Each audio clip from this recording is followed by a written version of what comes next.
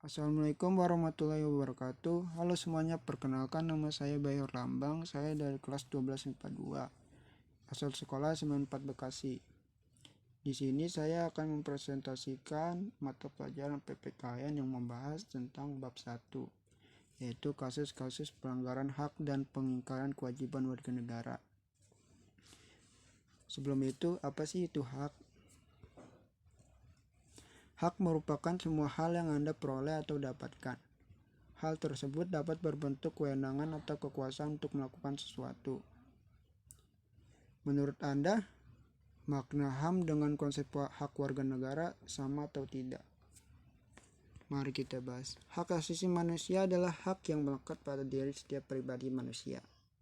Karena itu, hak asasi manusia itu berbeda dari pengertian hak warga negara. Hak warga negara merupakan seperangkat hak yang melekat dalam diri manusia dalam kedudukannya sebagai anggota dari sebuah negara. Hak asasi sifatnya universal, tidak terpengaruh status kewarganegaraan seseorang. Akan tetapi, hak warga negara dibatasi oleh status kewarganegaraannya. Dengan kata lain, tidak semua hak warga negara adalah hak asasi manusia.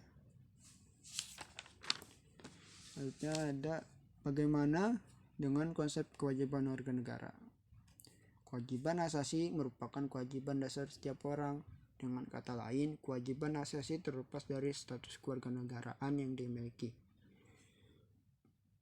Sementara itu, kewajiban warga negara dibatasi oleh status kewarganegaraan seseorang. Akan tetapi, konsep kewajiban warga negara memiliki cakupan yang lebih luas karena meliputi pula kewajiban asasi.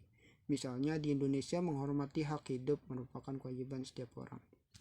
Jadi kesimpulannya di sini, kewajiban warga negara ataupun hak warga negara itu terpacu sama status kewarganegaraannya. Selanjutnya ada substansi hak dan kewajiban warga negara dalam Pancasila. Yang seperti kita tahu, Pancasila adalah sebagai lambang dasar negara Indonesia. Pancasila merupakan ideologi yang mengedepankan nilai-nilai kemanusiaan. Pancasila sangat menghormati hak dan kewajiban setiap warga negara. Bagaimana Pancasila mengatur hak dan kewajiban setiap warga negara? Bagaimana ya? Mari kita bahas. Nilai-nilai Pancasila dapat dikategorikan menjadi 3, yaitu nilai dasar, nilai instrumental, dan nilai praksis. Ketiga nilai tersebut secara langsung ataupun tidak langsung mengatur hak dan kewajiban warga negara sebagaimana berikut ini. Yang pertama, hak dan kewajiban warga negara dalam nilai dasar sila-sila Pancasila. Nilai dasar berkaitan dengan hakikat kelima sila Pancasila, yaitu ada nilai ketuhanan, nilai kemanusiaan, nilai persatuan, nilai kerakyatan, dan nilai keadilan. Hubungan antara hak dan kewajiban warga negara dalam Pancasila dapat dijabarkan secara singkat. Yang ke-1 ada sila ketuhanan yang Maha Esa, yaitu menjamin hak warga negara untuk bebas memeluk agama sesuai dengan kepercayaannya. Contohnya, membina kerjasama dan tolong-menolong dengan pemeluk agama lain. Kedua, mengembangkan toleransi antar umat beragama menuju terwujudnya kehidupan yang serasi. Ketiga, tidak memaksakan suatu agama dan kepercayaan kepada orang lain, dan lain-lain. Yang kedua ada sila kemanusiaan yang adil dan beradab, yaitu menempatkan hak setiap warga negara pada kedudukan yang sama dalam hukum serta memiliki hak-hak yang sama untuk mendapat jaminan dan perlindungan hukum. Contohnya, memperlakukan orang lain sesuai harkat dan martabatnya sebagai makhluk ciptaan Tuhan Yang Maha Esa, mengakui persamaan derajat, hak dan kewajiban setiap manusia tanpa membedakan suku, keturunan, agama, dan jenis kelamin dan sebagainya. Contoh selanjutnya, mengembangkan sikap saling mencintai sesama manusia, tenggang rasa, dan tidak semena-mena kepada orang lain. Yang ketiga ada sila persatuan Indonesia, yaitu menjamin hak-hak setiap warga negara dalam keberagaman yang terjadi kepada masyarakat Indonesia. Contohnya, menempatkan kepentingan bangsa dan negara di atas kepentingan pribadi. Terus, sanggup dan rela berkorban untuk kepentingan bangsa dan negara. Terus, mencintai tanah air dan bangsa Indonesia. Mengembangkan persatuan Indonesia atas dasar Bhinneka Tunggal Ika, serta memajukan pergaulan demi persatuan dan kesatuan bangsa. Yang keempat, ada sila kerakyatan yang dipimpin oleh hikmat kebijaksanaan dalam permusyawaratan perwakilan. Dicerminkan dalam kehidupan pemerintahan bernegara dan bermasyarakat yang demokratis. Sila keempat ini menjamin partisipasi politik warga negara yang diwujudkan dalam bentuk kebebasan berpendapat dan berorganisasi serta hak berpartisipasi dalam pemilihan umum. Contohnya, mengutamakan musyawarah mufakat dalam setiap pengambilan keputusan. Terus, tidak memaksakan kehendak kepada orang lain dan memberi kepercayaan kepada wakil-wakil rakyat yang telah terpilih untuk melaksanakan musyawarah dan menjalankan tugas sebaik-baiknya. Selanjutnya, yang kelima ada sila keadilan sosial bagi seluruh rakyat Indonesia, yaitu mengakui hak milik perorangan dan dilindungi pemanfaatannya oleh negara serta memberi kesempatan sebesar-besarnya kepada masyarakat. Contohnya, mengembangkan sikap gotong royong, terus tidak melakukan perbuatan yang merugikan kepentingan umum, dan suka bekerja keras. Yang kedua ada hak kewajiban warga negara dalam nilai instrumental sila-sila Pancasila. Perwujudan nilai instrumental pada umumnya berbentuk ketentuan-ketentuan konstitusional mulai dari Undang-Undang Dasar sampai dengan peraturan daerah. Dalam ketentuan tersebut diatur mengenai jenis hak dan kewajiban warga negara Indonesia sebagai berikut. Yang ke-1, hak atas warga negara yang terdapat pada pasal 26 ayat 1 dan 2.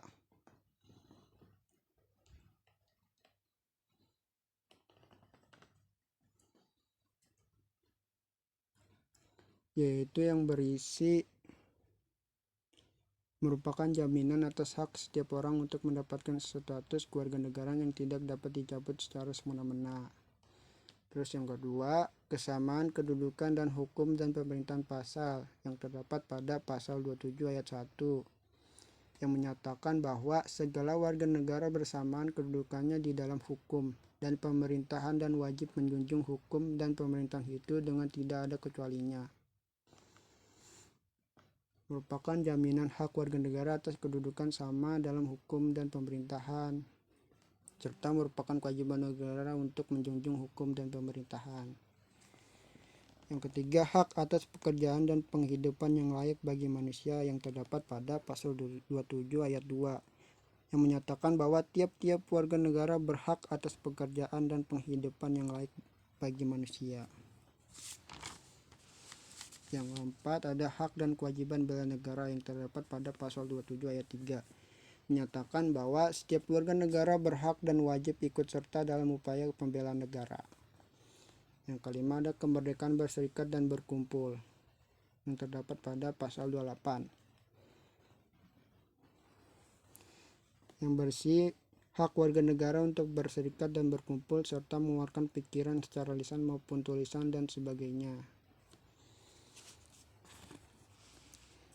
Yang keenam ada kemerdekaan memeluk agama terdapat pada pasal 29 ayat 1 dan 2 yang menyatakan bahwa ayat 1 menyatakan bahwa negara berdasar atas ketuhanan yang Maha Esa. Ayat 2 menyatakan negara menjamin kemerdekaan tiap-tiap penduduk untuk memeluk agamanya masing-masing dan untuk beribadah menurut agamanya dan kepercayaannya itu. Yang ketujuh, pertahanan dan keamanan negara yang terdapat pada pasal 30 ayat 1 dan 2 yang berisi ketentuan menyatakan hak dan kewajiban warga negara untuk ikut serta dalam usaha pertahanan dan keamanan negara. Yang kedelapan ada hak mendapat pendidikan yang terdapat pada pasal 31 ayat 1, ayat 2, dan 3. Ayat 1 menyatakan bahwa setiap warga negara berhak mendapat pendidikan. Ayat 2 menyatakan bahwa setiap warga negara wajib mengikuti pendidikan dasar dan pemerintah wajib membiayainya. Pasal 3 mewajibkan pemerintah mengusahakan dan menyelenggarakan satu sistem pendidikan nasional yang meningkatkan keimanan dan ketakwaan serta akhlak mulia dalam rangka mencerdaskan kehidupan bangsa. Yang ke-9, kebudayaan nasional Indonesia yang terdapat pada pasal 32 ayat 1 dan 2. Pasal ayat 1 menetapkan bahwa negara memajukan kebudayaan nasional Indonesia di tengah peradaban dunia dengan menjamin kebebasan masyarakat dalam memelihara dan mengembangkan nilai-nilai budayanya.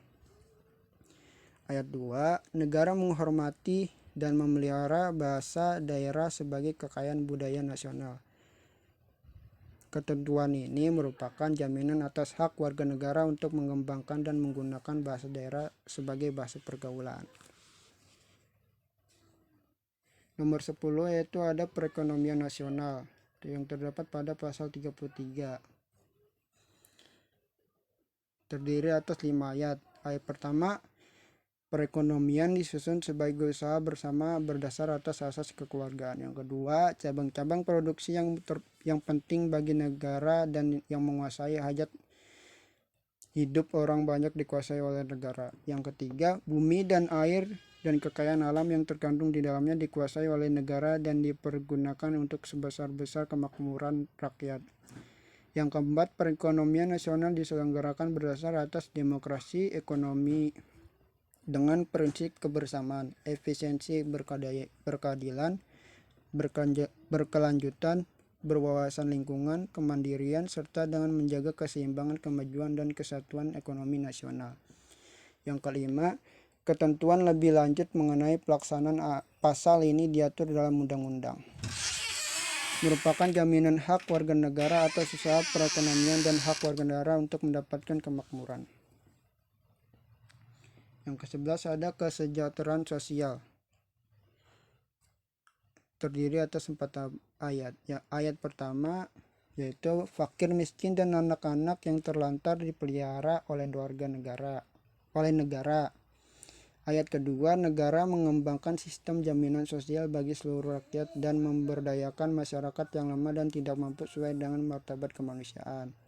Ayat ketiga, negara bertanggung jawab atas penyediaan fasilitas pelayanan kesehatan dan fasilitas pelayanan umum yang layak. Ayat keempat, ketentuan lebih lanjut mengenai pelaksanaan pasal ini diatur dalam undang-undang. Selanjutnya ada hak dan kewajiban warga negara dalam nilai praksis sila-sila Pancasila. Nilai praksis pada hakikatnya merupakan perwujudan dari nilai instrumental. Dengan kata lain, nilai praksis merupakan realisasi dari ketentuan yang termuat dalam peraturan perundang-undangan yang terwujud dalam sikap dan tindakan sehari-hari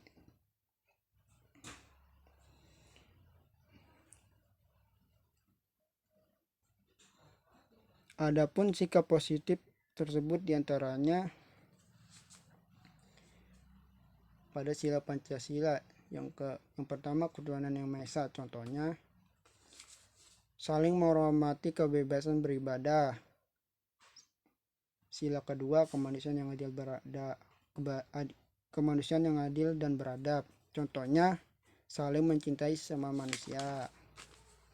Sila ketiga persatuan Indonesia, contohnya rela berkorban demi kepentingan bangsa dan negara. Sila keempat kerakyatan yang dipimpin oleh hikmat kebijaksanaan dalam permusyawaratan perwakilan, contohnya mengutamakan kepentingan negara dan masyarakat.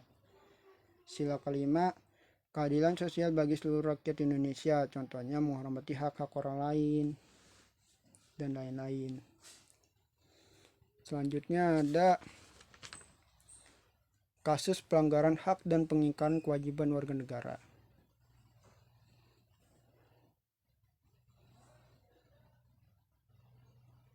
Penyebab terjadinya pelanggaran hak dan pengingkaran kewajiban warga negara. Pelanggaran hak warga negara terjadi ketika warga negara tidak dapat menikmati atau memperoleh haknya, sebagaimana yang ditetapkan oleh undang-undang. Pelanggaran hak warga negara merupakan akibat dari adanya pelalaian atau pengingkaran terhadap kewajiban baik yang dilakukan oleh pemerintah maupun oleh warga negara sendiri. Misalnya kemiskinan yang masih menimpa. Pelanggaran hak dan pengingkaran kewajiban warga negara diantaranya disebabkan oleh faktor-faktor berikut. Yang pertama, sikap egois atau terlalu mementingkan diri sendiri. Sikap ini akan menyebabkan seorang selalu menuntut haknya, sementara kewajibannya sering diabaikan. Yang kedua, rendahnya kesadaran berbangsa dan bernegara. Hal ini akan menyebabkan pelaku pelanggaran berbuat seenaknya. Yang ketiga, sikap tidak toleran. Sikap ini akan menyebabkan munculnya saling tidak menghargai dan tidak menghormati atas kedudukan atau keberadaan orang lain. Yang keempat, penyalahgunaan kekuasaan. Di dalam masyarakat terdapat banyak kekuasaan yang berlaku. Kekuasaan di sini tidak hanya menunjuk pada kekuasaan pemerintah, tetapi juga bentuk-bentuk kekuasaan lain yang terdapat di dalam masyarakat. Yang kelima, ada ketidaktegasan aparat penegak hukum. Aparat penegak hukum yang tidak bertindak tegas terhadap setiap pelanggaran hak dan pengingkaran kewajiban warga negara tentu saja akan mendorong timbulnya pelanggaran lainnya. Yang keenam, ada penyalahgunaan teknologi. Kemajuan teknologi dapat memberikan pengaruh yang positif, tetapi bisa juga memberikan pengaruh negatif, bahkan dapat memicu timbulnya kejahatan. Selanjutnya ada kasus pelanggaran hak warga negara. Kalian semua pasti pernah didatangi seorang pengemis yang meminta sumbangan. Atau ada orang yang mengamen di perempatan jalan. Nah, mereka itu salah satu golongan warga negara yang kurang beruntung karena tidak bisa mendapatkan haknya secara utuh. Pelanggaran terhadap hak warga negara bisa kita lihat dari kondisi yang saat ini terjadi. Misalnya, proses penegakan hukum masih belum optimal dilakukan. Misalnya, masih terjadi kasus salah tangkap, perbedaan perlakuan oknum, aparat penegak hukum terhadap para pelanggar hukum dengan dasar kekayaan. Selanjutnya ada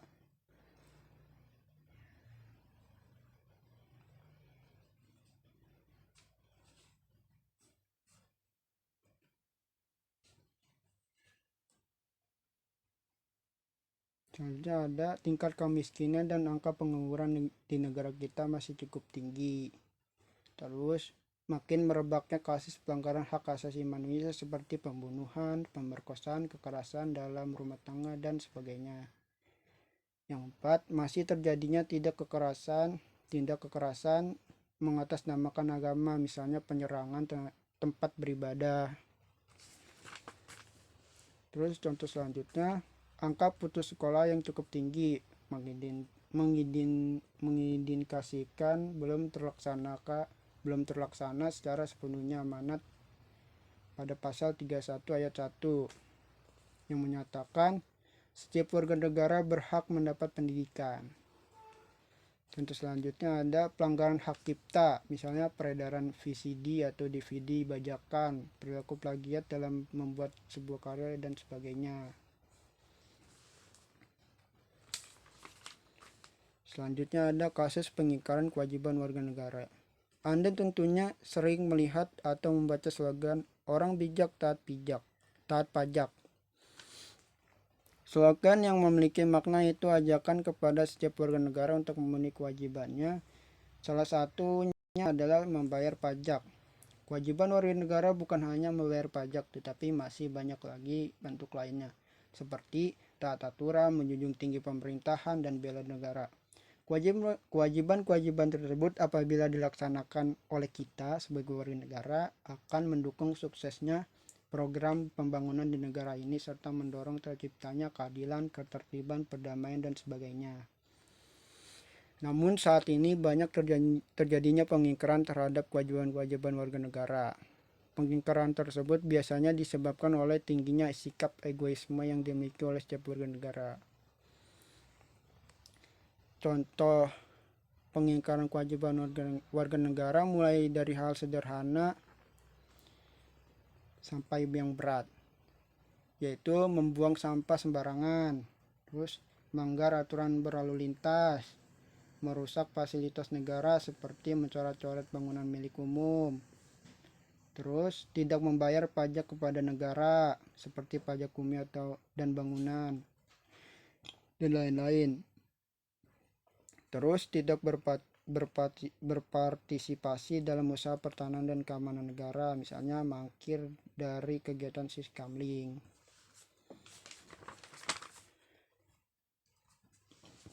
Selanjutnya ada penanganan pelanggaran hak dan pengingkaran kewajiban warga negara. Tindakan terbaik dalam penegakan hak dan kewajiban negara adalah mencegah timbulnya semua faktor penyebab dari pelanggaran hak dan pengingkaran kewajiban warga negara. Apabila faktor penyebabnya tidak muncul, pelanggaran hak dan pengingkaran kewajiban negara dapat diminimalisasi atau bahkan dihilangkan. Nah, upaya penjagaan dalam penanganan kasus pelanggaran hak dan pengingkaran kewajiban warga negara yaitu ada supremasi hukum dan demokrasi harus ditegakkan. Selanjutnya ada mengoptimalkan peran lembaga-lembaga selain lembaga tinggi negara yang berwenang dalam penegakan hak dan kewajiban warga negara seperti Komisi Pemberantasan Korupsi, Hak Asasi Manusia, Komisi Perlindungan Hak Indonesia, dan lain-lain. Selanjutnya, meningkatkan kualitas pelayanan publik untuk mencegah terjadinya berbagai bentuk pelanggaran hak dan pengingkaran kewajiban warga negara oleh pemerintah. Selain melakukan upaya pencegahan, pemerintah juga menangani berbagai kasus melalui lembaga-lembaga negara seperti kepolisian yang melakukan penanganan terhadap kasus-kasus yang berkaitan dengan pelanggaran terhadap hak warga negara untuk mendapatkan rasa aman, seperti penangkapan pelaku tindak pidana umum. Terus, Tentara Nasional Indonesia melakukan penanganan terhadap kasus-kasus yang berkaitan dengan gerakan separatisme, ancaman keamanan dari luar, dan sebagainya. Terus ada KPK, Komisi Pemberantasan Korupsi, melakukan penanganan terhadap kasus-kasus korupsi dan penyalahgunaan keuangan negara. Terus ada lembaga peradilan, melakukan perannya untuk menjatuhkan vonis atas kasus pelanggaran hak dan pengingkaran kewajiban warga negara. Selanjutnya ada membangun partisipasi masyarakat dalam pencegahan terjadinya pelanggaran hak dan pengingkaran kewajiban warga negara. Upaya pencegahan dan penanganan pelanggaran hak dan pengingkaran kewajiban warga negara yang dilakukan oleh pemerintah tidak akan berhasil tanpa didukung oleh sikap dan perilaku warga negaranya yang mencerminkan penegakan hak dan kewajiban warga negara. Sebagai warga negara, kita dari bangsa dan negara yang beradab, sudah pantasnya sikap dan perilaku kita mencerminkan sosok manusia beradab yang selalu menghormati keberadaan orang lain. Sekian dari saya, kurang lebihnya mohon maaf. Terima kasih, semoga bermanfaat. Wassalamualaikum warahmatullahi wabarakatuh.